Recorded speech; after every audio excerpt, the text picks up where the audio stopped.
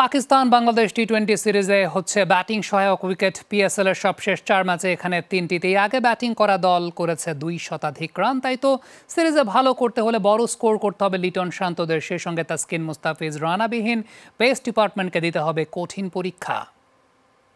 65% পর্যন্ত বিদ্যুৎ সাশ্রয়ী হাইসেন্স এসি। হাইসেন্স শহরের আইকনিক এই গাদ্দাফি স্টেডিয়ামটি পাকিস্তানের হোম অফ ক্রিকেট। কিন্তু আপনার মনে কখনো প্রশ্ন জেগেছে কি কেন এই ভেন্যুটির নাম গাদ্দাফি?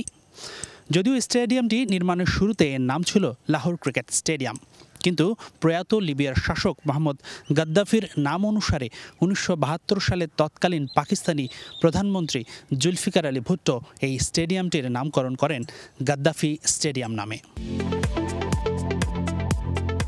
2011 সালে গাদ্দাফি মারা যাওয়ার পর পাকিস্তান ক্রিকেট বোর্ড ও পাঞ্জাব ক্রিকেট অ্যাসোসিয়েশন মাঠটির নাম পরিবর্তন করার অনুরোধ জানালেও সেটা গ্রহণ করেনি কর্তৃপক্ষ। পাকিস্তানের এই আইকনিক ভেন্যুতে বাংলাদেশ দল সবশেষ ম্যাচ খেলেছে 2023 সালে। এখন পর্যন্ত এখানে 7টি ওয়ানডে ও 2টি টি-20 খেলেছে লিটন শান্তরা, যার মধ্যে আছে কেবল 2 ওয়ানডে জয়ের কীর্তি, কিন্তু সেটাও আরব আমিরাত ও আফগানিস্তানের বিপক্ষে। 2020 সালে গাদ্দাফিতে 2 ম্যাচের টি-20 সিরিজ খেলেছিল বাংলাদেশ। সেই 2 ম্যাচেই করেছে বাজে ব্যাটিং। লাহোরের ব্যাটিং প্যারাডাইসে প্রথম ম্যাচে 142 আর দ্বিতীয় ম্যাচে মাত্র 136 রান করেছিল বাংলাদেশ।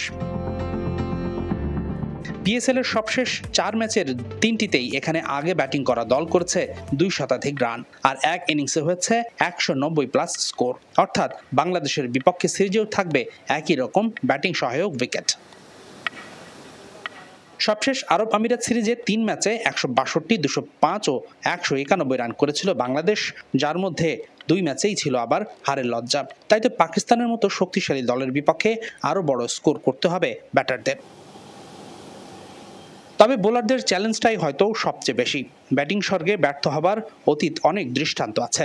শারজাতেও বিবর্ণ ছিল বোলিং আক্রমণ, সেই সাথে তাসকিন মুস্তাফিজ আর নাহিদ রানা না থাকায় পেস ডিপার্টমেন্ট শক্তি হারিয়েছে অনেকটাই। হাসিনুর রহমান, যমুনা স্পোর্টস, লাহোর, পাকিস্তান।